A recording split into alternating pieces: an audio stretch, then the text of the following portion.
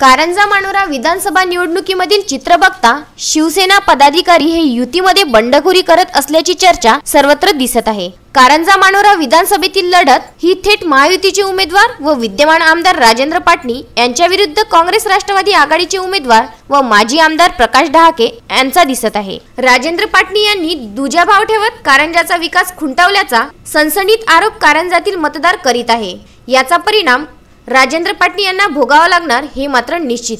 कारंजाची सध्या स्थिती बघता शिवसेनेचे पदाधिकारी, नेते व कार्यकर्ते हे आघाडीचे उमेदवार प्रकाश डहाके यांच्या बाजूने समर्थपणे उभे असल्याचे दिसत आहे। मातोश्री बंगल्यावरून आलेला आदेश हा आमच्यासाठी अंतिम आदेश असतो, मात्र वरिष्ठ पदाधिकारी जर स्वतःच्या स्वार्थासाठी पक्षाचे व कार्यकर्त्यांचे बळी घेत असेल तर आम्ही त्याला जाहीर निषेध करतो व आमचा स्वाभिमान जागता ठेवून खऱ्या कार्यकर्त्यांचा व विकासात्मक काम करणाऱ्या व्यक्तीच्याच मागे आम्ही उभे राहू असा अट्टहास शिवसेनेच्या कार्यकर्त्यांनी धरला असल्यामुळे कारंजा मानोरा विधानसभेतून युतीचे उमेदवार राजेंद्र पाटणी यांना सच्चा माणूस म्हणून ओळखल्या जाणाऱ्या प्रकाश डहाके हे पाणी पाजणार का हे बघणे आहे।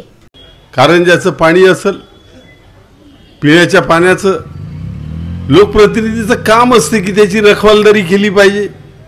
पिण्याच्या पाण्याचा प्रश्न तिकडे लक्ष नाही। कधी नव्हे एवढा दुष्काळ मागच्या वर्षी कारंजा मानोऱ्यात होता।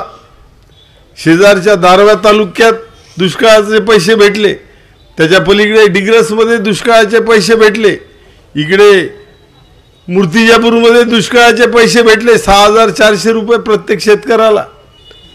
बार्शी टाकीमध्ये पैसे भेटले। मग पाऊस आणि पीक काय फक्त कारंजा मानोरा मंगरूळच चांगलं होतं?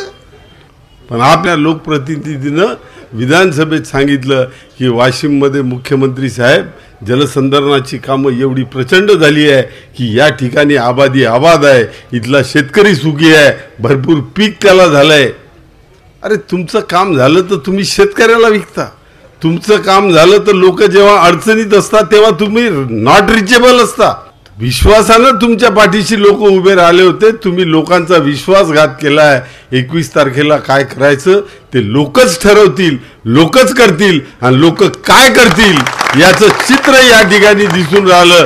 कारंजावरून विदर्भ न्यूज करिता अक्षय लोटे यांचा वृत्तांत।